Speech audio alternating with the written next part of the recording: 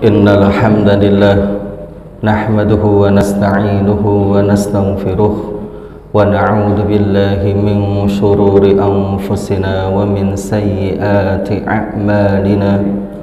Man yahdihillahu fala mudilla lahu wa man yudlil fala hadiya lahu. Ashhadu an la ilaha illallah wahdahu la syarika lahu wa ashhadu anna Muhammadan 'abduhu wa rasuluh.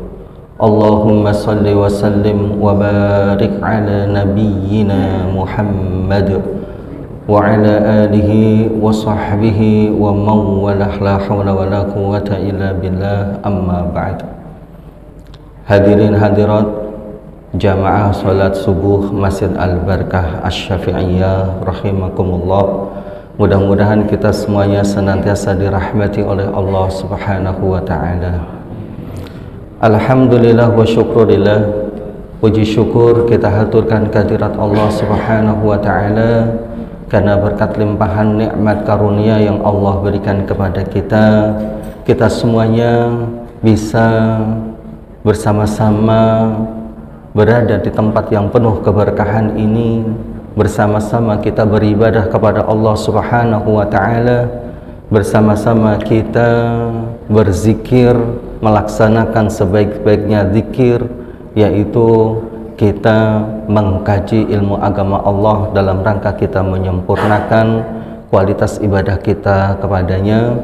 Semoga apa yang kita laksanakan diterima oleh Allah Subhanahu wa ta'ala, jadi amal ibadah saleh yang insya Allah akan mengantarkan kita mendapatkan kebahagiaan dunia maupun akhirat. Amin ya rabbal alamin. Salawat dan salam tak lupa kita haturkan kepada Nabi besar kita Nabi Muhammad sallallahu alaihi wasallam beserta dengan keluarga, sahabat dan juga para pengikut setianya sampai hari kiamat nanti. Semoga Allah tetap memberikan hidayah taufiknya kepada kita semuanya sehingga kita mampu menjadi umat Rasulullah yang menjunjung tinggi sunnah dan ajaran beliau. Amin ya rabbal alamin.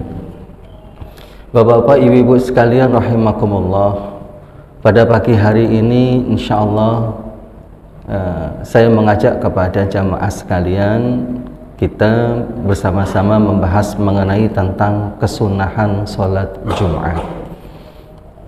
Mohon maaf bagi ibu-ibu karena memang sholat Jumat diwajibkan kepada laki-laki, tidak diwajibkan kepada perempuan, tetapi bukan berarti bahwa perempuan tidak diperkenankan untuk menghadirin sholat Jumat.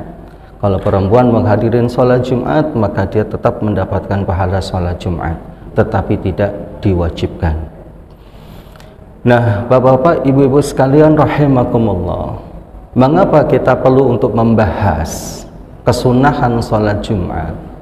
Karena sholat Jumat ini kalau kita ketahui, pertama merupakan kewajiban yang harus kita laksanakan sebagai kaum muslimin.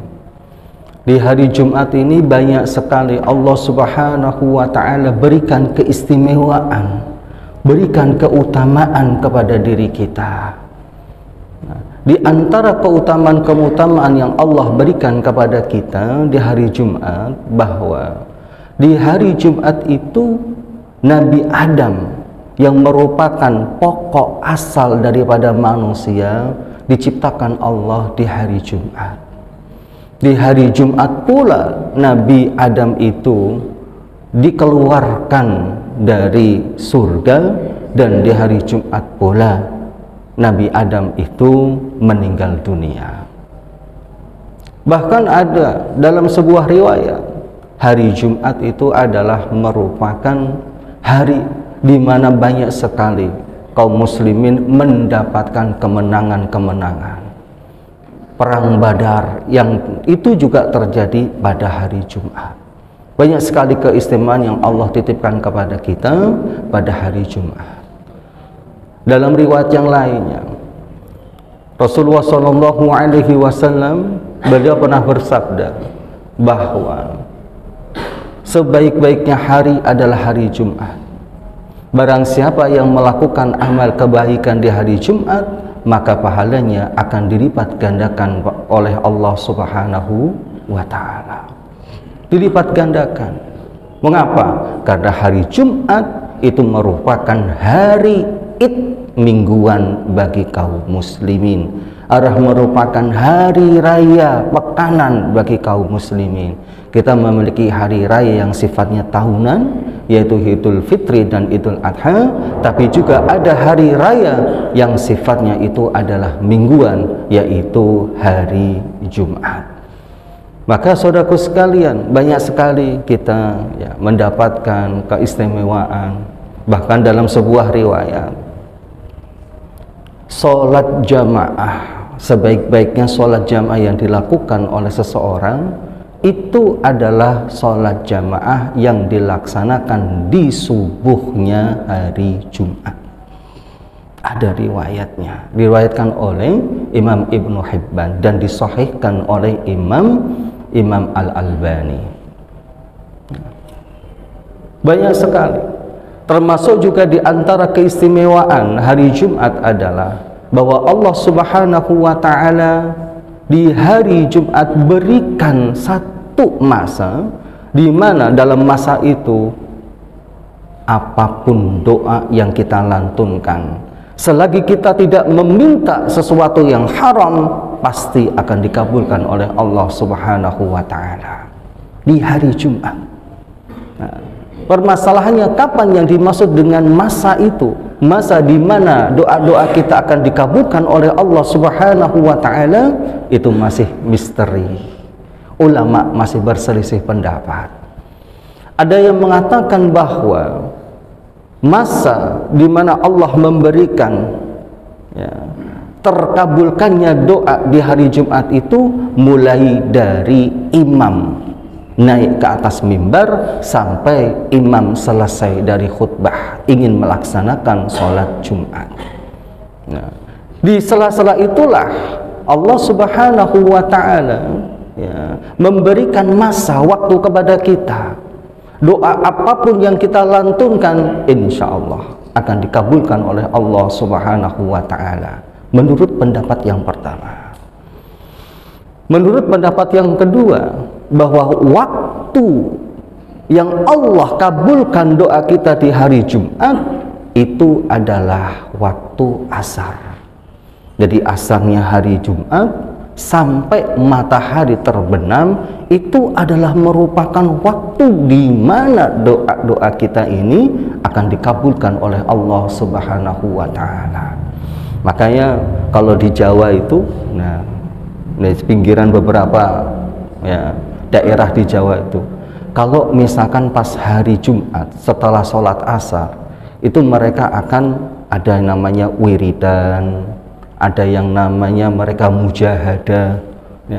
Intinya adalah mereka memohon kepada Allah Subhanahu wa ta'ala, karena menurut mereka mengambil pendapat ulama bahwa waktu asarnya hari Jumat sampai matahari terbenam merupakan waktu di mana doa-doa kita dikabulkan oleh Allah Subhanahu wa ta'ala. Nah, waktu asar ini bisa dipakai oleh siapapun, bukan hanya untuk laki-laki, ibu-ibu yang ada di rumah. Waktu asar dari Jumat, mari optimalkan doa kebaikan untuk suami, doa kebaikan untuk anak-anak, doa kebaikan untuk keluarga, untuk rizki keluarga dan lain sebagainya.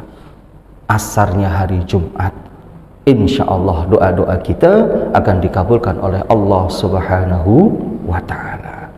Nah, oleh karena itu saudaraku sekalian, mengingat banyak sekali keistimewaan-keistimewaan yang Allah berikan di hari Jumat. Nah, bahkan termasuk sebuah keistimewaan adalah ma min muslimin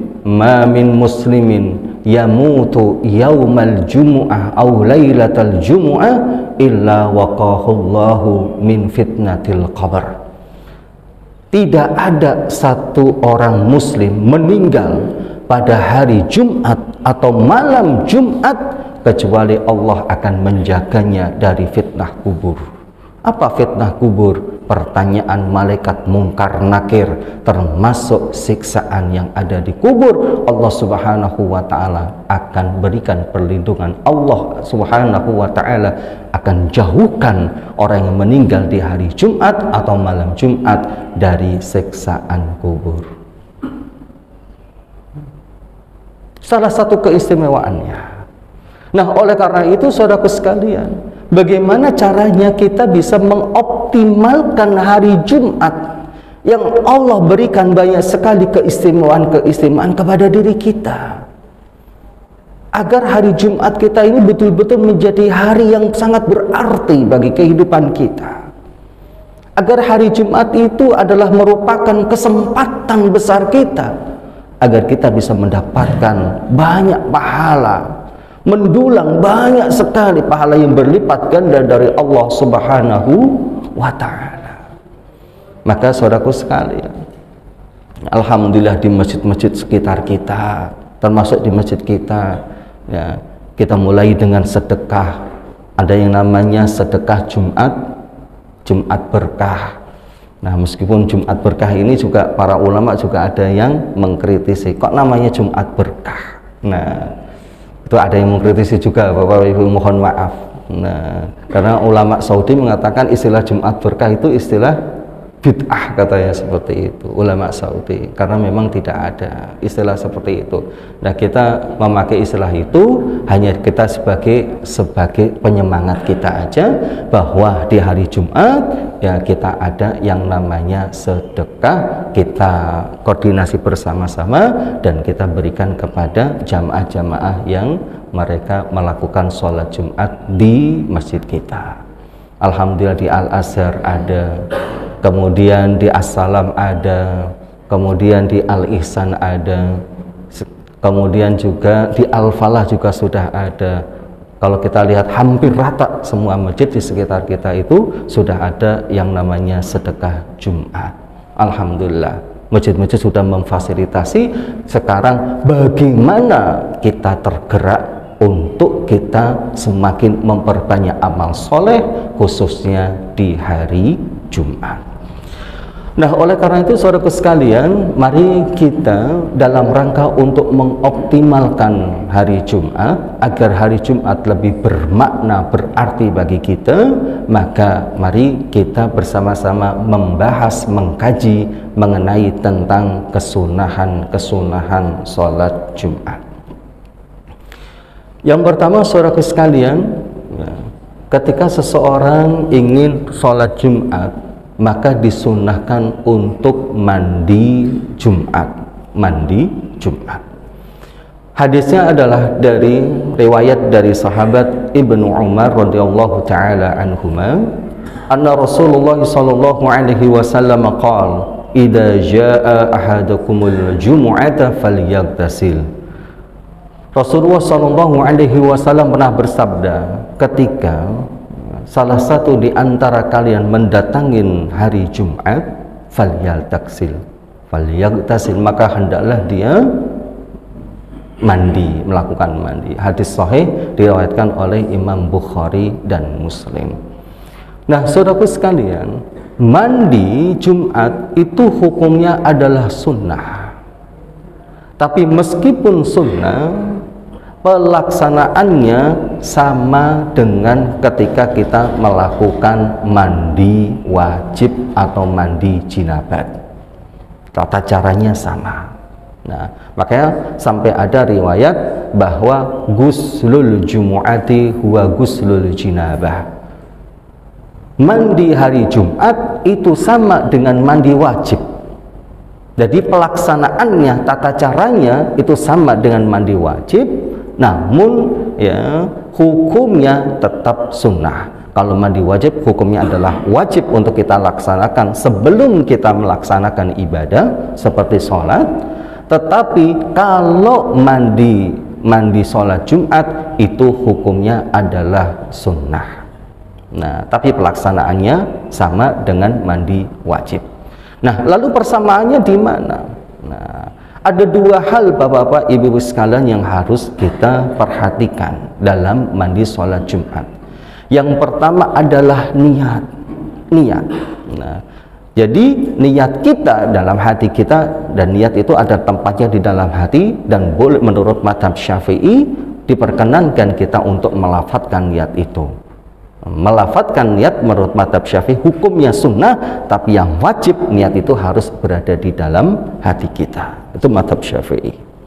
Nah, dalam hati kita niat, saya niat melakukan mandi untuk sholat Jumat. Saya niat melakukan mandi untuk sholat Jumat. Itu niatnya seperti itu di dalam hati kita.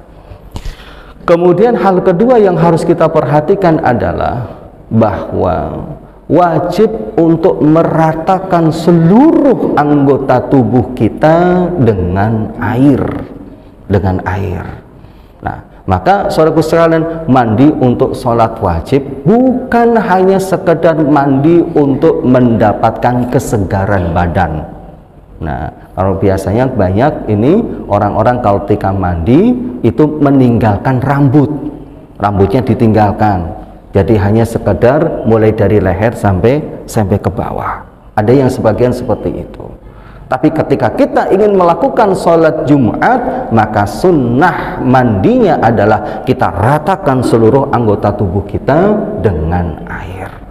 Nah, bagaimana caranya kita bisa untuk meratakan itu? Maka kita harus memperhatikan anggota tubuh yang sekiranya itu susah masuk air ke dalam anggota tubuh tersebut, seperti rambut.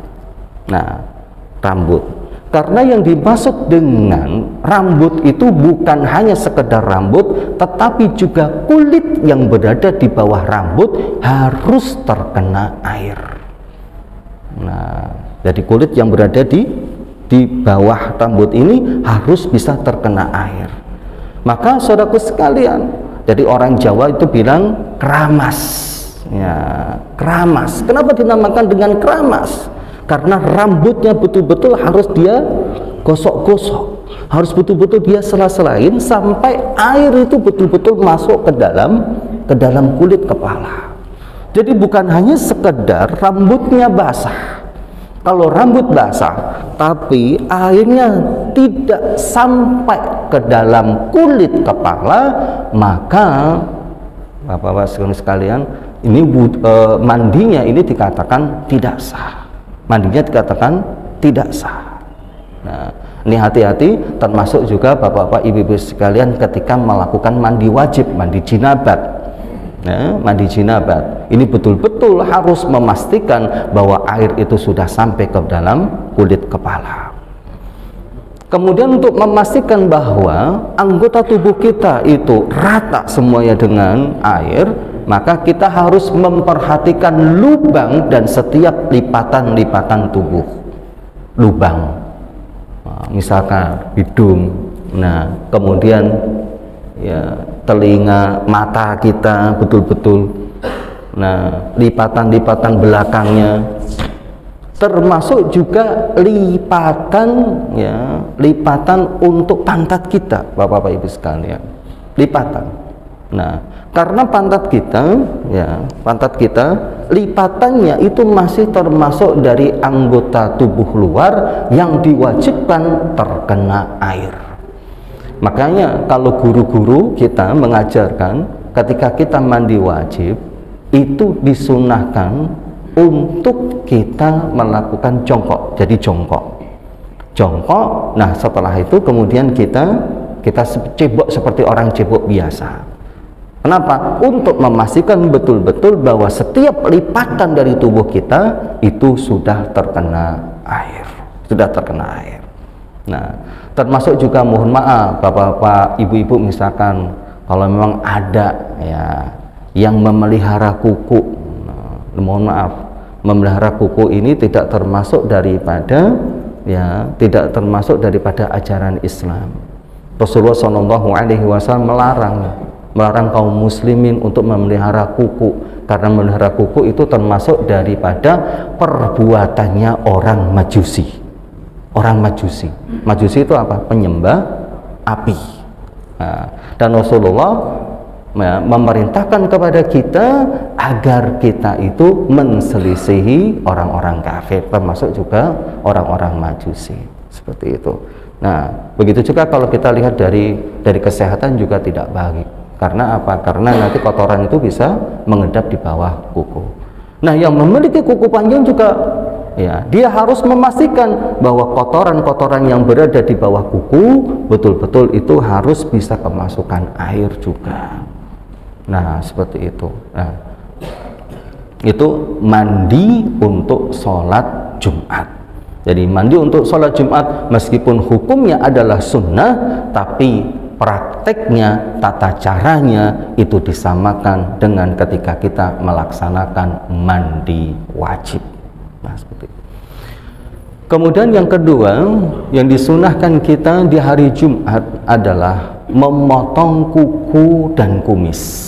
Memotong kuku dan kumis. Dalilnya adalah karena Nabi sallallahu alaihi wasallam yastahibbu ayyakhudha min syaribihi wa adhafirihi yaumal jumu'ah. Bahwa Rasulullah sallallahu alaihi wasallam biasanya atau mensunnahkan untuk mencukur kumis dan kuku di hari Jumat, Nah, kita bahas terlebih dahulu mencukur kumis. Nah, saudaraku sekalian, kalau kita lihat redaksi daripada hadis ini, maka hadis ini seakan-akan ya memberitahukan kepada kita bahwa sunnahnya bagi kaum muslimin adalah tidak memelihara kumis. Sunnahnya adalah kumis itu dipotong, tapi tidak dicukur. Nah, makanya kalau kita lihat redaksinya adalah ayyakhudha min syaribihi, mengambil, dipotong, bukan dicukur. Karena kalau kita pakai istilah dicukur, berarti itu seakan-akan mengambil, menghabiskan sehingga tidak ada bekas. Kalau orang Jawa bilang dikerek. Nah, seperti itu, dikerok atau dikerek. Nah, kalau istiqsal hukumnya adalah makruh. Istiqsal hukumnya adalah makruh. Istiqsal itu adalah menghilangkan kumis sama sekali sampai tidak ada bekas kumisnya. Nah, sunnahnya adalah kumis itu dipendekin, dipotong. Nah, silahkan Anda mau pakai kerokan nggak apa-apa. Yang terpenting masih ada kelihatan bekas kumisnya. Itu masih dapat kesunahan. Tapi kalau misalkan sampai, kalau orang Jawa bilang klimis itu berarti sampai tidak ada bekasnya. Seakan-akan kalau misalkan orang lihat seperti ini, nah, tidak punya kumisnya, padahal aslinya punya kumis. Nah, punya kumis, tapi kumisnya betul-betul dihabisin sampai tidak kelihatan sama sekali, maka ini hukumnya adalah makruh. Ini untuk kumis. Maka istilahnya adalah ayyakhudha min syaribihi, mengambil sedikit, ya, dirapikan. Nah, Ustaz, saya pengen memelihara kumis sedikit aja, tapi nggak usah besar-besar gitu. Nah, bagaimana? Ulama diperbolehkan. Ya, diperbolehkan, tapi tidak disunahkan. Diperbolehkan seseorang itu memelihara kumis asalkan tidak mengganggu makan, tidak mengganggu minum, dan juga tidak mengganggu ketika ngomong. Kalau misalkan ketika lagi makan seperti ini, kemudian nasinya nempel semuanya di kumis, nah kan seperti kan ada ya Pak ya. Nah, kemudian apalagi kalau minum kopi, minum kopinya nempel semua di sini di kumis, ya Allah. Nah, itu berarti mengganggu. Nah, karena saking tebelnya kumisnya itu, nah, dipotong, ditipisin. Kalau kita bilang ditipisin, kumis ditipisin, seperti itu. Aturannya adalah seperti itu. Nah, jadi makruh ketika kita menghilangkan kumis sama sekali sehingga tidak ada bekasnya sama sekali. Itu hukumnya adalah makruh. Sunnahnya adalah kita tipisin sampai masih ada bekas kumisnya. Sedikit-sedikit masih diperkenankan. Kemudian yang kedua, memotong kuku. Motong kuku hukumnya adalah sunnah, dan sunnah muakkad yang ditekankan lagi adalah pada hari Jumat. Hari Jumat. Ustadz, kuku saya ini panjangnya cepat sekali Ustadz. Kalau misalkan nunggu hari Jumat itu udah panjang sekali, bagaimana? Nah, ulama mengatakan kalau memang panjangnya kuku ini cepat, ya, sunnahnya itu adalah di hari Senin, Rebu, Jumat. Senin, Rebu, Jumat. Nah, misalkan kan kadang ada orang yang kukunya panjang sedikit aja rasanya risih. Nah, kalau misalkan seperti ini silahkan, sunnahnya adalah Senin, Rebu, Jumat. Tapi hari Jumat lebih ditekankan daripada hari Senin dan hari Rebu. Seperti itu. Nah, lalu bagaimana tata caranya? Ulama ada 3 pendapat, bapak-bapak, ibu-ibu sekalian, mengenai tentang tata cara memotong kuku. Nah, tata cara pertama menurut Imam Ghazali dan ulama yang lainnya yang sesuai dengan pendapat Imam Ghazali, sunnahnya adalah motong kuku dimulai dari jari telunjuk. Jari telunjuk sebelah kanan. Jari telunjuk sebelah kanan ini dimulai terlebih dahulu dari jari telunjuk. Kenapa dimulai dari jari telunjuk terlebih dahulu? Nah, pertanyaannya seperti itu. Nah, kenapa dimulai dari jari telunjuk terlebih dahulu? Karena jari telunjuk ini adalah merupakan jari istimewa yang kita gunakan setiap hari untuk menunjukkan bahwa Allah adalah merupakan Tuhan satu-satunya yang berhak kita sembah. Ketika kita tahiyat, asyhadu alla ilaha illallah, kita pakai apa? Pakai jari telunjuk. Karena keistimewaan inilah ketika kita memotong kuku, maka disunahkan terlebih dahulu kita mendahulukan jari telunjuk sebelah kanan. Jari telunjuk sebelah kanan, kemudian jari tengah, setelah itu jari manis, setelah itu jari kelingking, baru setelah itu jempol atau ibu jari. Nah, dari jari telunjuk, tengah, manis, kelingking, kemudian baru jempol. Nah, jempol. Nah, kemudian setelah itu mulai lagi jari telunjuk sebelah kiri, jari telunjuk, jari tengah, jari manis, jari kelingking, kemudian ibu jari atau jempol. Cara pertama. Nah, cara pertama. Jadi mulai dari sini seperti ini, kemudian baru jempol. Jempol ini adalah ya diakhirkan, jempol diakhirkan. Nah, makanya bapak-bapak ibu sekalian, ini bapak-bapak yang mau pakai cincinnya, batu cincin. Nah, batu cincin itu sunnahnya itu dipakainya bukan di sebelah kanan tapi sebelah kiri. Nah, kalau batu cincin, nah, itu afdolnya kalau misalkan mau pakai, afdolnya itu adalah di jari kelingking sebelah kiri. Nah, semakin geser pahalanya semakin sedikit. Nah, bahkan haram ketika sudah sampai ke ibu jari. Nah, dari afdolnya di sini ke sini itu semakin berkurang. Nah, bapak-bapak ini yang mau pakai cincin, nah itu ada tata caranya. Nah, jari kelingking itu paling afdol, yang dulu dipraktekkan Rasulullah itu ketika memakai cincin, memakai batu cincin khotam, itu adalah di jari kelingking. Jari kelingking, kemudian jari manis, jari tengah, jari telunjuk. Nah, ketika dijempol hukumnya udah haram. Nah, jari telunjuk itu hukumnya udah makruh. Nah, jadi semakin kesini semakin berkurang. Nah, itu apa namanya kaidah daripada para ulama berdasarkan kepada dalil-dalil seperti itu. Nah, kemudian motong kuku, cara yang kedua adalah mulai dari jari telunjuk terlebih dahulu seperti tadi.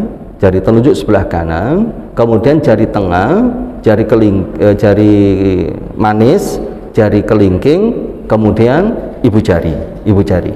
Sama. Nah, bedanya adalah di tangan kiri. Kalau tangan kiri langsung dari kelingking, nah kemudian jari manis, jari tengah, jari telunjuk, jempol. Nah, jari yang agak beda adalah di tangan kanan saja. Kalau tangan kanan mulainya dari jari telunjuk, jari tengah, jari manis, kemudian jari kelingking. Setelah itu baru ibu jari atau jempol. Nah, untuk yang sebelah kiri mulai dari jari kelingking, jari manis, jari tengah, jari telunjuk, kemudian baru ibu jari. Nah, bedanya tadi yang sebelah kiri. Nah, seperti itu. Nah, cara kedua tadi menurut Imam Nawawi. Nah, menurut Imam Nawawi. Kemudian menurut ulama-ulama lain. Nah, menurut ulama-ulama lain dilakukan secara seling-seling sekalian. Dilakukan secara seling-seling. Nah, seperti itu. Nah, seling-selingnya seperti apa? Seling-selingnya seperti ini. Nah, mulai dari jari jempol sebelah kanan, jempol, kemudian jari tengah, nah kemudian jari kelingking, kemudian jari telunjuk, kemudian jari manis. Jadi loncat-loncat, jempol, tengah, kelingking, kemudian telunjuk, baru jari manis. Nah, kemudian yang sebelah sini jari kelingking, tengah, jempol. Nah, seperti itu. Nah, kemudian jari manis, kemudian ke sini. Jadi seling-seling. Ini cara yang ketiga. Sering-sering. Nah, cara yang ketiga. Nah, kalau kaki semuanya sepakat. Anehnya. Nah, kalau yang tangan tadi ada 3 cara, tapi kalau kaki semua sepakat. Kalau kaki itu dimulai dari jari kelingking kaki sebelah kiri terlebih dahulu. Jari kelingking kaki sebelah kiri terus jalan sampai ibu jari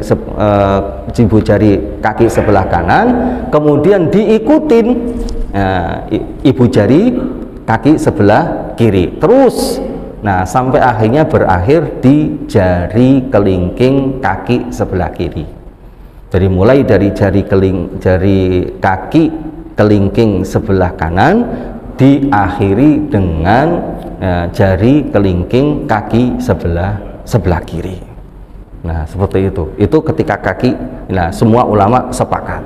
Yang berbeda adalah ketika potong kuku untuk tangan. Nah, ini Bapak-bapak, Ibu-ibu sekalian tata cara berdasarkan kepada riwayat-riwayat. Nah, biasanya kalau riwayat-riwayat seperti ini riwayatnya ada yang hasan, ada yang dhaif. Tapi kan ini tidak berhubungan dengan halal haram. Kalau tidak berhubungan dengan halal haram, maka ulama mengatakan diperkenankan kita masih memakai hadis-hadis yang lemah, masih diperkenankan. Untuk apa? Untuk kita afdaliyah untuk fadhailul a'mal, agar amal-amal kita ini menjadi lebih utama atau lebih sempurna. Diperkenankan memakai hadis dhaif. Nah, kalau misalkan nggak pakai aturan itu, nggak apa-apa. Yang terpenting adalah kita memotong kuku. Nah, memotong kuku.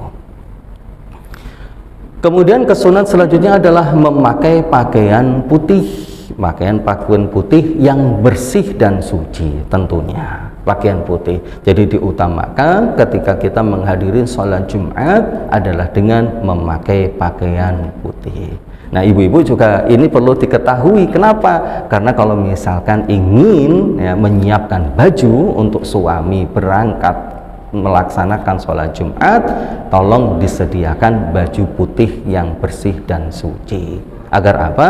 Agar suaminya bisa mendapatkan keutamaan kesunahan di hari Jumat. Hadisnya adalah ilbasul bayad. Nah, pakailah pakaian warna putih. Fa innaha athharu wa atyab.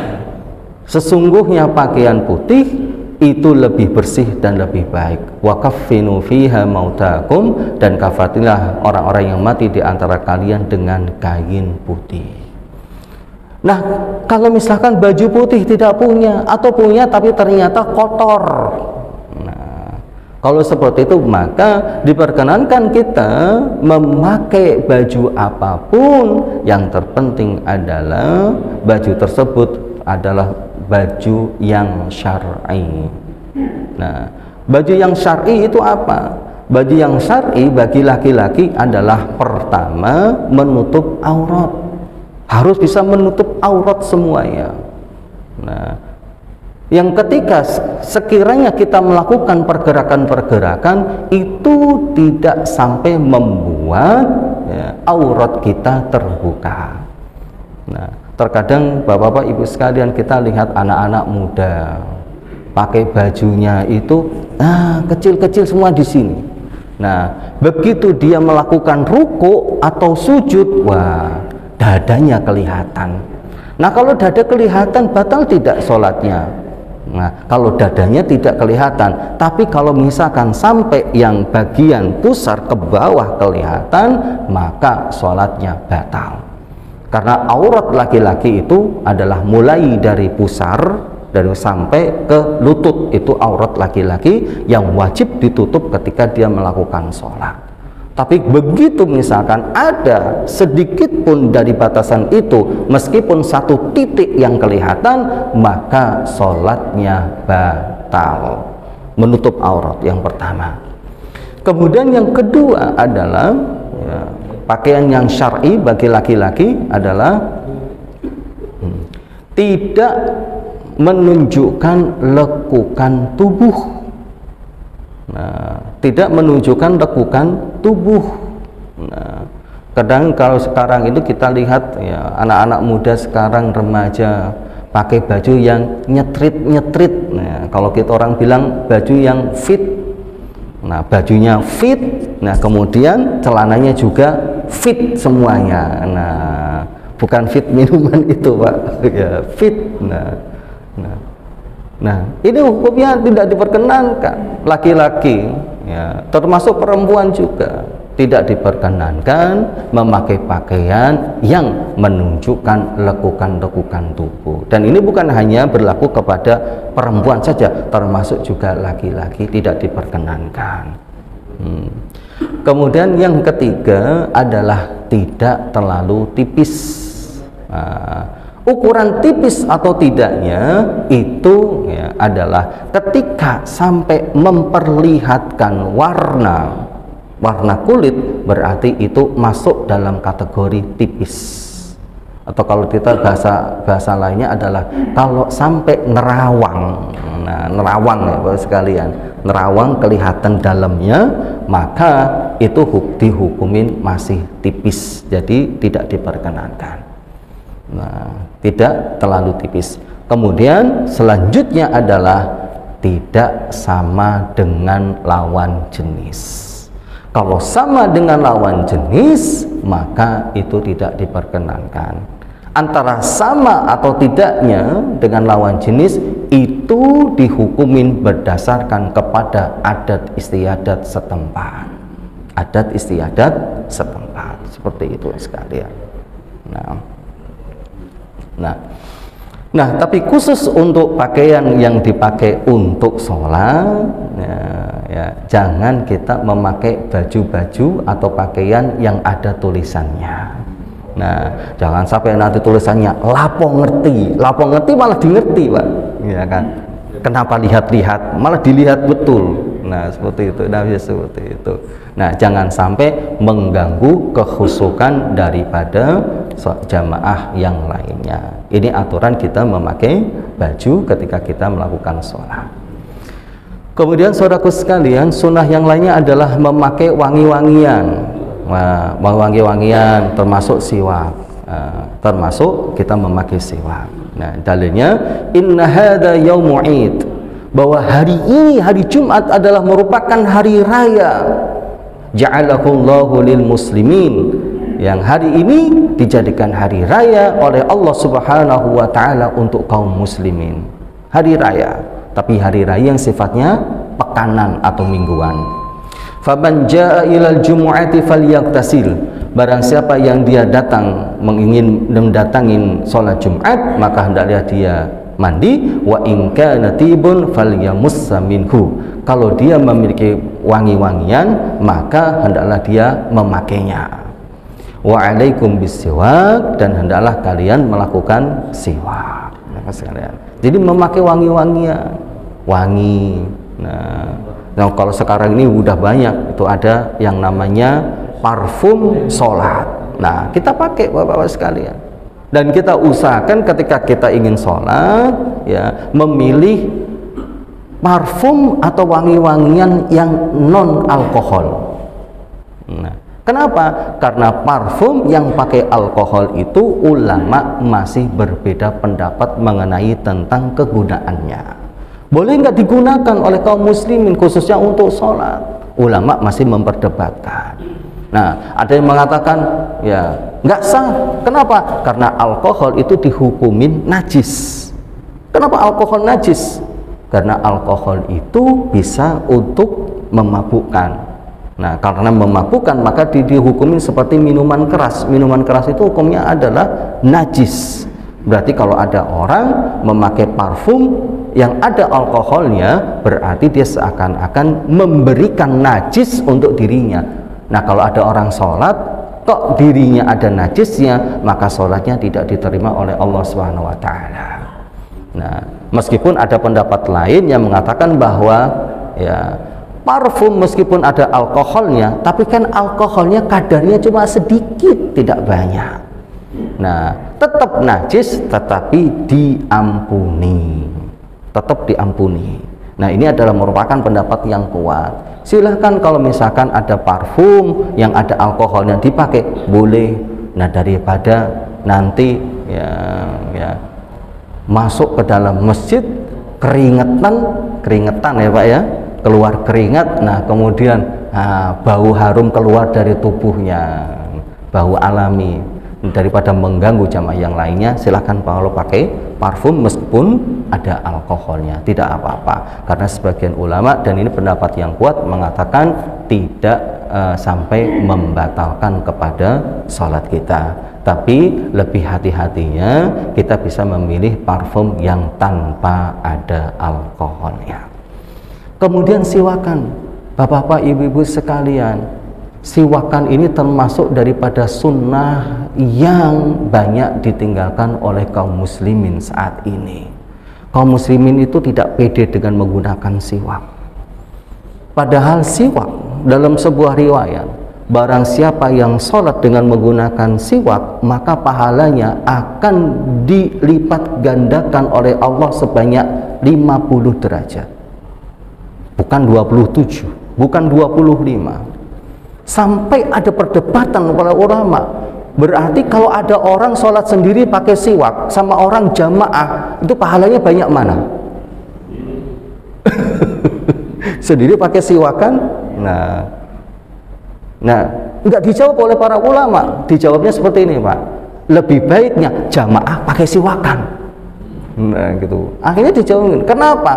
Karena hadisnya, riwayatnya itu jelas 50 kali pahalanya, dilipat gandakan oleh Allah pahalanya 50 kali. Nah kalau kita sholat jamaah berapa Pak? 27. Nah, ada yang 27, ada yang 25 riwayatnya. Yang paling kuat justru 25 derajat. Nah tapi kau bayangkan kalau misalkan kita sholat jamaah dan kita juga memakai siwak. Nah, siwak itu dapat dari kayu, namanya kayu arok. Nah, biasanya ada ini sekalian, kalau pulang dari haji itu biasanya ada namanya kayu arok. Nah, itu khusus untuk kayu arok. Nah, tapi kalau misalkan kita siwakan pakai selain kayu arok, nah, ulama mengatakan bahwa tetap mendapatkan pahala, tapi bukan pahala siwak. Karena sebetulnya ada dua hal ketika Rasulullah SAW memerintahkan kita untuk melakukan siwak. Hal yang pertama adalah membersihkan gigi. Yang kedua memakai kayu arok. Memakai kayu arok. Nah, kalau kita misalkan mengganti siwak dengan membersihkan dengan pasta gigi, nah kalau orang kita bilang sikatan dengan pasta gigi dan sikat biasa, berarti kita hanya mendapatkan pahala membersihkan gigi, tidak mendapatkan pahala melakukan siwakan. Tapi kalau kita membersihkan gigi dengan menggunakan kayu arok, maka kita mendapatkan dua pahala. Membersihkan gigi juga kita dapat, kemudian kita menggunakan kayu arok siwakan juga kita mendapatkan pahalanya. Ada dua pahala yang akan kita dapatkan. Bapak-bapak, ibu-ibu sekalian, kenapa Rasulullah memilih kayu arok? Ini ada karena apa? Ada keistimewaan yang besar yang Allah berikan kepada kita melalui kayu arok itu. Di antara yang pertama, kayu arok itu bisa untuk mematikan kuman-kuman yang tidak bisa dimatikan oleh pasta gigi. Di ulama kontemporer menemukan bahwa ternyata kayu siwak itu bisa mematikan kuman-kuman bakteri yang tidak bisa dimatikan oleh pasta gigi biasa. Kemudian yang kedua, ternyata kayu siwak itu bisa untuk mencegah kepikunan dini sekalian. Nah, makanya bapak-bapak, ibu-ibu sekalian, kalau misalnya kadang namanya kita saking banyaknya pikiran gitu kan, apa yang kita rencanakan hari ini terkadang kita lupa, pikun dini. Nah, untuk mencegah itu, untuk mencegah penyakit lupa, pikun dini, nah itu para ulama mengatakan apa? Termasuk diantaranya adalah sering kita memakai kayu siwak sekalian. Itu. Kemudian bapak-bapak, saudaraku sekalian, sunnah selanjutnya adalah bergegas pergi ke masjid. Allah Subhanahu wa taala berfirman, ya ayyuhalladzina amanu idza nudiya lis-salati min yaumil jumu'ati fas'au ila dzikrillahi wa darul bai'. Wahai orang-orang yang beriman, ketika sudah dikumandangkan adzan untuk melakukan sholat Jumat, fas'au, maka bergegaslah kalian untuk melaksanakan sholat Jumat itu dan tinggalkanlah jual beli. Bergegas menuju ke masjid. Nah, jangan kalau khotibnya sudah khutbah kedua baru datang. Nah, rugi berapa kali itu? Pertama, pahalanya berkurang. Kedua, tidak mendapatkan kesunahan. Yang ketiga, tidak mendapatkan kupon nasi Jumat berkah. Ruginya berkali-kali. Nah, seperti itu. Nah, bergegas pergi ke masjid, bapak-bapak ibu sekalian, ini memiliki keistimewaan. Nah, Imam Ghazali, beliau sampai mengatakan bahwa jarak seseorang itu di hari kiamat akan bisa melihat Allah Subhanahu wa ta'ala itu tergantung kepada seberapa paginya seseorang pergi untuk melaksanakan sholat Jumat. Bapak-bapak ibu sekalian, nanti di akhirat nikmat yang paling besar yang akan diterima oleh manusia adalah ketika manusia itu mampu untuk melihat Allah, ru'yatullah. Karena apa? Karena ketika manusia itu dia bisa melihat Allah, maka Allah pasti akan memberikan rahmat kasih sayangnya kepada orang itu. Nah, kalau sudah mendapatkan rahmat kasih sayang oleh Allah, hukumannya akan diringankan dan dia akan dimudahkan untuk masuk ke surga. Rahmat kasih sayang Allah. Jadi nikmat yang paling besar nanti.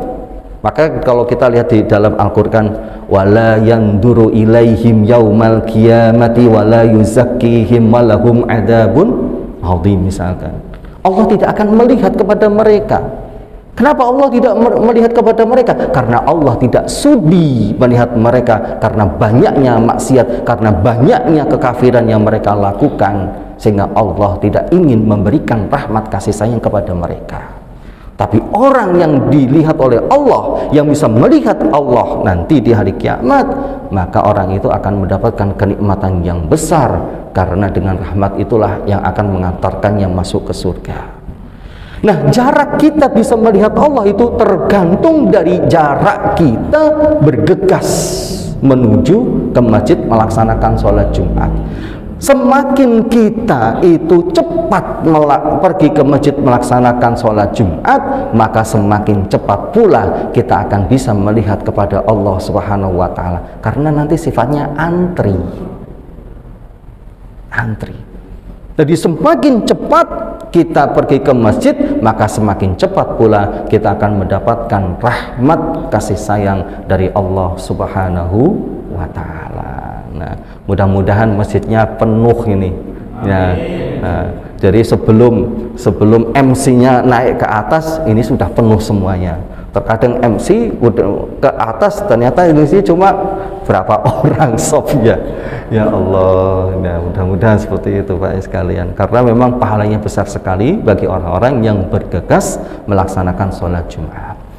Nah, kemudian Bapak sekalian, sunnah selanjutnya adalah melakukan sholat tahiyatul masjid. Rasulullah Shallallahu Alaihi Wasallam bersabda, "Idza dakhala ahadukumul masjidah falyarka' rak'ataini qabla an yajlisa." Barang siapa yang dia memasukin masjid, maka hendaklah dia melakukan sholat 2 rakaat sebelum dia duduk. Dan melakukan sholat tahiyatul masjid, Bapak-bapak Ibu sekalian, ini berlaku terus. Jadi pertama kali kita masukin ke masjid, kita disunahkan melakukan sholat tahiyatul masjid, kecuali ketika khatib sudah berkhutbah. Nah, kalau khatib sudah berkhutbah, nah, maka apakah kita masih disunahkan kalau misalkan kita telat? Nah, sholat Jumat telat, jadi kita baru masuk ke masjid, kemudian khatibnya itu sudah berkhutbah. Apakah kita ketika itu tetap disunahkan melakukan sholat tahiyatul masjid, ataukah kita langsung duduk mendengarkan khatib berkhutbah? Ulama ada 2 pendapat. Pendapat pertama mengatakan kewajiban daripada makmum tadi adalah duduk, sudah duduk manis, dengarkan. Kenapa? Karena imam itu sudah berkhutbah, dan kewajiban makmum ketika itu adalah mendengarkan khutbah. Sholat tahiyatul masjid sudah tidak berlaku untuknya. Pendapat pertama. Pendapat yang kedua, yaitu pendapatnya madhab Syafi'i, mengatakan bahwa tetap disunnahkan dia untuk melakukan sholat 2 rakaat tahiyatul masjid. Nah, dalilnya apa? Dalilnya adalah hadis Sulaik al-Ghatafani. Sulaik al-Ghatafani, beliau pada suatu hari telat masuk ke masjid, Rasulullah sedang khutbah.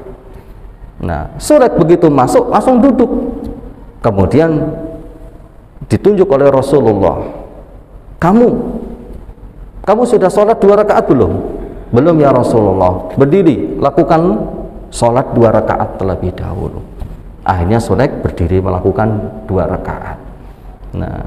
Nah, ini kemudian dipakai oleh ulama-ulama madhab Syafi'i. Kalau misalkan ada makmum telat menghadiri sholat Jumat, dia sudah masuk ke masjid dalam keadaan imam sedang berkhutbah, maka dia tetap disunahkan melakukan sholat sunnah, tapi sholat sunnah tahiyatul masjid. Ini menurut madhab Syafi'i, pendapat kedua. Nah, Bapak-bapak Ibu sekalian, ketika kita memahami bahwa sholat yang dilaksanakan ketika khatib sedang berkhutbah namanya sholat tahiyatul masjid, maka kesunahan ini tidak berlaku bagi makmum yang sholatnya di luar masjid. Tidak berlaku. Terkadang sudah telat, kemudian pilih tempatnya di bawah menara. khotib sudah khutbah, sholat lagi 2 rakaat. Nah, sholat apa itu? Nah, dan anggapan yang paling keliru saudaraku sekalian adalah menganggap bahwa sholat 2 rakaat itu sebagai pengganti daripada khutbah. Itu anggapan yang keliru. Khutbah nggak bisa diganti. Nah, khutbah tidak bisa diganti dengan sholat 2 rakaat itu. Nah, kalau dia sholat di bawah menara, sholatnya apa? Sholat sunnah. Sunnah apa? Padahal mazhab Syafi'iyah mengatakan bahwa kesunahan melakukan 2 rakaat ketika imam sedang berkhutbah itu adalah sholat tahiyatul masjid. Kalau sholat tahiyatul masjid berarti harus dilaksanakan di dalam masjid, bukan di luar masjid. Nah, seperti itu. Nah, berarti kalau yang di luar, ya udah duduk aja manis, nggak usah melakukan sholat apapun, karena khotib sudah berkhutbah. Nah, seperti ini mas sekalian. Kemudian sunnah yang lainnya adalah memperbanyak membaca sholawat kepada Rasulullah Sallallahu Alaihi Wasallam. Kita perbanyak membaca sholawat. Nah, Allahumma sholli ala Muhammad wa ala ali Muhammad. Apapun, ya, apapun. Nah, apapun bentuk sholawat silahkan Bapak Ibu sekalian. Meskipun ya sholawat yang paling utama adalah sholawat yang kita baca ketika kita melakukan tahiyat. Allahumma salli ala Muhammad wa ala ali Muhammad kama sallaita ala Ibrahim wa ala ali Ibrahim sampai fil alamin innaka Hamidum Majid. Itu yang paling utama. Tapi kalau misalkan mau pendek-pendek, Allahumma sholli ala Muhammad, Allahumma sholli ala Sayyidina Muhammad, monggo silahkan. Yang penting kita membaca sholawat. Kemudian perbanyak zikir juga. Termasuk zikir adalah membaca surat Al-Kahfi. Kita baca surat Al-Kahfi. Nah, kata Rasulullah Sallallahu Alaihi Wasallam, barang siapa yang membaca surat Kahfi pada hari Jumat, maka Allah akan menyinarinya dengan cahaya di antara 2 Jumat. Oh, ada cahayanya, disinari oleh Allah. Jadi hidup itu rasanya itu semangat, hidup itu rasanya berkah, tidak ada masalah terus. Nah, termasuk khasiat daripada membaca surat Kahfi. Nah, lalu waktunya apa membaca surat Kahfi? Membaca surat Kahfi itu sunnahnya dimulai dari maghribnya hari Kamis. Jadi hari Kamis itu ketika maghrib itu sudah dimulai sunnahnya. Nah, mulai dari maghribnya hari Kamis sampai berakhir di maghribnya hari Jumat. Dari maghrib hari Kamis sampai maghribnya hari Jumat itu adalah waktu sunnahnya kita membaca surat Kahfi. Kemudian Bapak-Bapak Ibu sekalian, termasuk sunnahnya dari sholat Jumat adalah memperbanyak melakukan sholat sunnah. Jadi ketika kita sudah berada di masjid, ya, nah kemudian selama waktu masih belum masuk, maka kita disunahkan memperbanyak sholat sunnah. Kata Rasulullah Sallallahu Alaihi Wasallam, "Man igtasala yaumal jumu'ah," barang siapa yang dia mandi di hari Jumat, wa tatahhara bimastata'a min tukhrin, dan dia ya, memakai minyak wangi ya semampunya, summa dahana aw massa min tib, ya, dia melakukan bersuci semampunya, dan kemudian setelah itu dia memakai wangi-wangian, summa roha, nah kemudian dia istirahat sebentar, nah falam yufarriq bainasnaini, dan dia tidak memisahkan di antara 2 orang, tidak melakukan perbuatan fitnah, tidak melakukan adu domba, tidak menyakitin orang lain, fasallama kutibalah, kemudian dia melakukan sholat sesuai dengan apa yang sudah ditentukan olehnya, apa yang sudah ditakdirkan oleh Allah Subhanahu wa Ta'ala kepadanya. Berarti apa? Sebanyak-banyaknya sholat. Misalkan datang ke masjid jam 10, nah 2 rakaat itu butuh waktu 5 menit, ya udah terus sekuatnya terus, meskipun sampai 50 rakaat misalkan, boleh silakan, selama waktunya masih belum masuk Bapak sekalian. Nah, boleh. Nah, taunya kita ya mana rakaat yang ditakdirkan oleh Allah, kita tahu apa yang sudah ditakdirkan oleh Allah itu berdasarkan kepada kenyataan.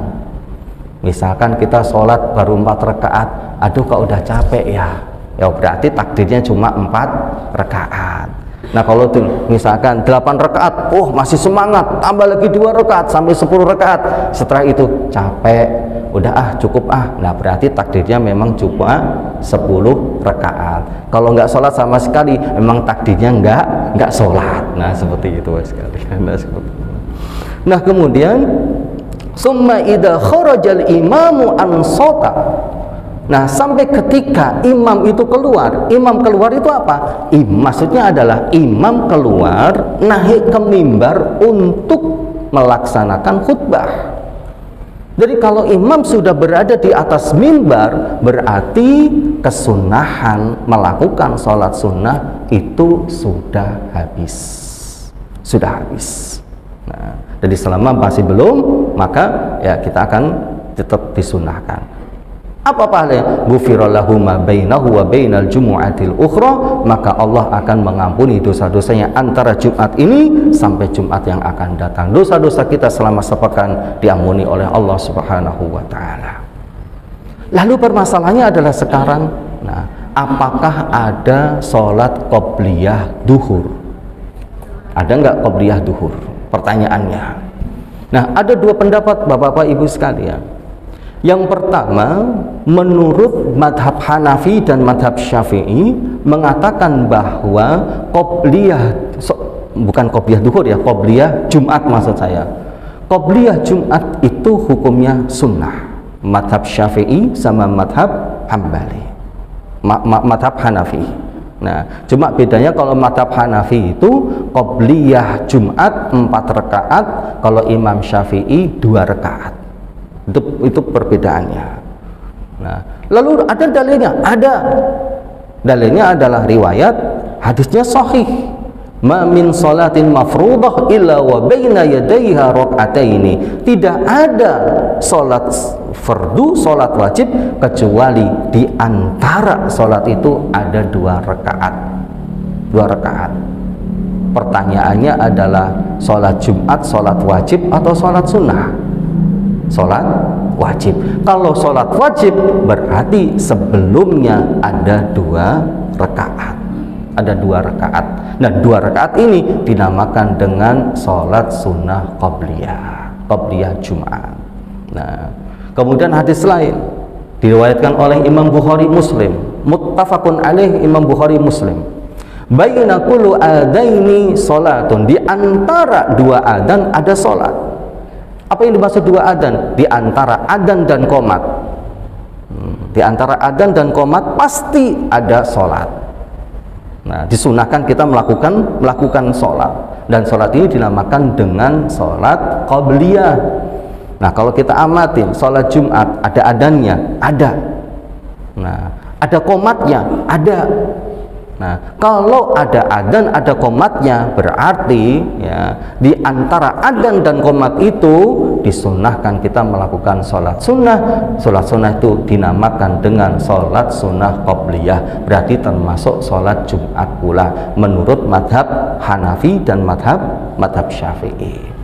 Nah, kemudian yang kedua, pendapat kedua, yaitu pendapatnya dari Imam Maliki dan Imam Hambali, Imam Ahmad bin Hambal, mengatakan bahwa sholat qobliyah Jumat itu tidak disyariatkan. Nggak ada sholat qobliyah Jumat, nggak ada. Nah, cuma bapak-bapak ibu-ibu sekalian, meskipun madhab Maliki, ini yang ingin saya perjelas, meskipun madhab Maliki dan madhab Hambali mengatakan tidak ada sholat qobliyah Jumat, tapi mereka semuanya sepakat bahwa selama imam belum berdiri di atas mimbar, maka tetap disunahkan untuk melakukan sholat sunnah. Sholat sunnah. Nah, sepakat, semuanya sepakat. Nah, yang jadi masalah sekarang adalah ketika waktu sholat Jumat sudah masuk, tapi khotib belum berdiri di atas mimbar. Nah, jadi sholat Jumat sudah masuk, tapi khotib belum belum berdiri di atas mimbar. Nah, apakah kita disunahkan untuk melaksanakan sholat sunnah ataukah tidak? Ulama semuanya sepakat bahwa kita disunahkan melakukan sholat sunnah. Hanya saja perbedaannya adalah kalau madhab Syafi'i dan madhab Hanafi mengatakan sholat sunnah itu niatnya qobliyah, tapi kalau ulama lain mengatakan niatnya bukan qobliyah karena memang tidak ada qobliyah, tapi niatnya adalah melakukan sholat sunnah mutlak. Sholat sunnah mutlak. Contohnya misalkan sekali, masuknya sholat Jumat jam 12, khatib baru berdiri jam 12 lebih 5, maka antara jam 12 sampai jam 12 lebih 5 menit itu ulama semua sepakat bahwa kita masih disunahkan untuk melaksanakan sholat sunnah. Hanya saja mengatakan bahwa ada qobliyah, niatnya adalah qobliyah. Kenapa qobliyah? Karena waktu sholat Jumat sudah masuk. Qobliyah. Nah, qobliyah. Nah, tapi bagi yang mengatakan bahwa qobliyah Jumat tidak ada, tetap disunahkan melakukan sholat sunnah, tetapi niatnya bukan qobliyah, tapi niatnya adalah melakukan sholat sunnah mutlak. Gitu. Nah, makanya bapak-bapak ibu sekalian, ini pendapat daripada Imam Ibnu Rajab Al-Hambali. Nah, saya berikan kepada bapak ibu sekalian ini menurut para ulama, bukan menurut saya, para ulama. Nah, Imam Ibnu Rajab Al-Hambali, beliau itu memiliki kitab syarah dari kitab Sahih Bukhari, namanya kitabnya Fathul Bari. Fathul Bari itu ada yang karangannya Imam Ibnu Hajar Al-Asqalani, tapi ada juga yang karangannya Imam Ibnu Rajab Al-Hambali. Nah, kata beliau apa? Wa qad ikhtalafa fi sholati qabla al-jum'ah. Ulama berbeda pendapat mengenai tentang sholat sunnah sebelum Jumat. Hal hiya minas sunani rawatib ka sunnati dhuhri qablaha am hiya mustahabbatun muraghabatun fiha. Apakah sholat itu termasuk daripada sholat sunnah rawatib seperti sholat sunnah duhur, ataukah dia hanya sekedar sholat sunnah biasa? Aksarul ulama ala annaha sunnah ratibah. Kebanyakan ulama mengatakan bahwa qobliyah Jumat itu ada, seperti Imam Al-Auza'i, Imam Thawri, Imam Abu Hanifah. Nah, namun ya, wa katsirun min mutaakhiri ashabina laisat sunnatan ratibah bal mustahabbah. Tetapi menurut ya kebanyakan dari ulama-ulama madhab Hambali, mereka mengatakan bahwa tidak ada qobliyah Jumat, tapi yang adanya adalah sholat sunnah mutlak biasa. Sholat sunnah mutlak biasa, seperti itu. Nah, Imam Ibnu Rajab Hambali itu sampai beliau itu kekeh, kalau kita bilang apa? Ya, istilahnya kesel kalau melihat ada orang yang tidak mau untuk melakukan sholat sunnah. Sampai beliau mengarang 2 kitab. Nah, 2 kitab. Pertama kitab namanya Nafyul Bid'ah Anis Sholati Qoblal Jumu'ah. Kitab yang pertama. Kitab yang kedua Izalatus Sunnah Anis Sholati Qoblal Jumu'ah. 2 kitab sampai beliau karang betul-betul. Karena kesel melihat ada orang ya sholat Jumat masuk, waktu sholat Jumat sudah masuk, tapi ternyata dia tidak mau untuk melakukan sholat sunnah. Karena dia apa? Merasa bahwa sholat sunnah itu ketika sholatnya sudah masuk, hukumnya adalah bid'ah. Kesel sampai beliau mengarang 2 kitab, Imam Ibnu Rajab Al-Hambali. Nah, ya, oleh karena itu Bapak Ibu sekalian, kalau kita lihat bagaimana cara penerapannya ya di kenyataan, kita harus bisa membedakan antara masjid yang memakai 1 adzan dengan masjid yang memakai 2 adzan. Kalau masjid yang memakai cuma 1 adzan, berarti sudah tidak ada qobliyah, sudah tidak ada sholat sunnah mutlak lagi. Nah, sudah tidak ada. Kenapa? Karena begitu waktu masuk imam langsung diminta naik ke atas mimbar. Jadi sudah tidak ada waktu lagi untuk qobliyah. Nah karena itu bapak-bapak ibu sekalian, kalau misalkan contoh kasus misalkan bapak ibu sekalian ya memilih pendapat bahwa qobliyah Jumat itu ada ya dalam keyakinannya ya, kemudian sholat di Masjid Al-Azhar, yang Al-Azhar itu cuma pakai satu adzan. Nah begitu misalkan khatib sudah naik ke atas mimbar, Assalamualaikum warahmatullahi wabarakatuh, setelah itu kan ada adzan. Nah ketika adzan itu bapak ibu sekalian jangan ngotot, wah ini udah masuk, saya kan mengatakan ada qobliyah, kemudian dia melakukan sholat qobliyah. Tidak perlu Pak. Kenapa? Karena waktunya sudah habis. Karena qobliyah Jumat itu waktunya adalah sebelum imam naik ke atas mimbar. Nah seperti itu. Nah jadi kita apa namanya penerapannya dalam kehidupan kita sehari-hari. Nah kemudian bagi yang masjid memakai dua adzan, bagi masjid yang memakai dua adzan, kan di daerah kita ada yang satu adzan dan dua adzan.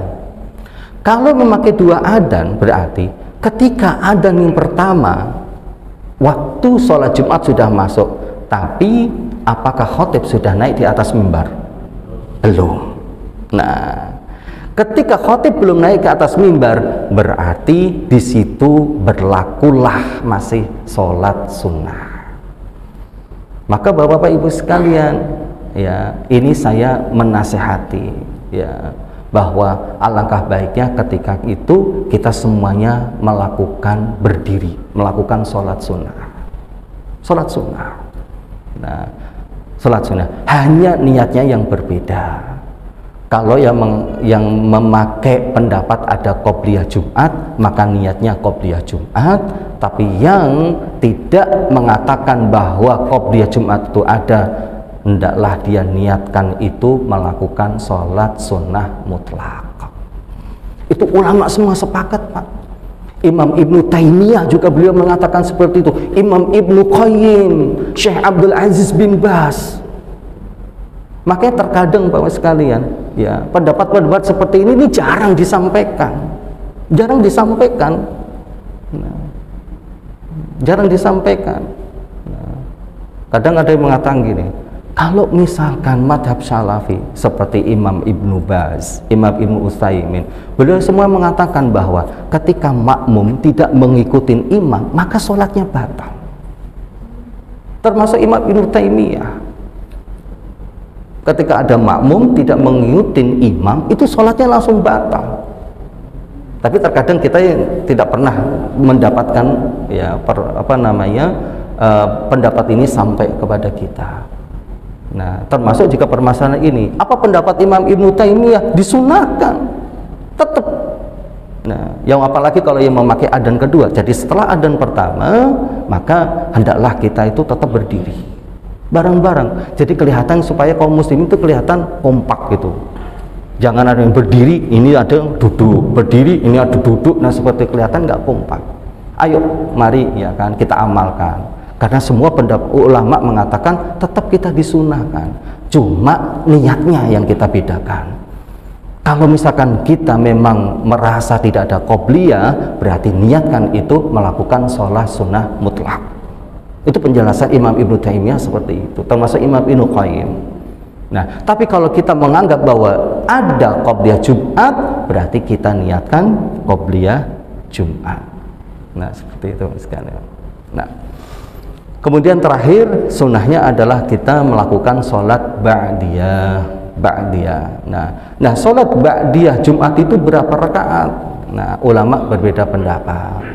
Ada yang mengatakan ba'diyah itu 4 rakaat. Madhab Hanafi 4 rakaat. 4 rakaat itu tata caranya seperti apa? Kayak kita melakukan sholat duhur tapi tidak ada tahiyat kedua. Jadi tidak ada tahiyat kedua. Jadi melakukannya langsung 4 rakaat 1 kali salam. 1 kali salam. Nah, itu prakteknya. Nah, kemudian bisa juga dengan 2 rakaat. 2 rakaat saja menurut madhab Syafi'i. Pendapat ketiga boleh memilih, silahkan, mau 4 rakaat boleh, mau 2 rakaat boleh, silahkan.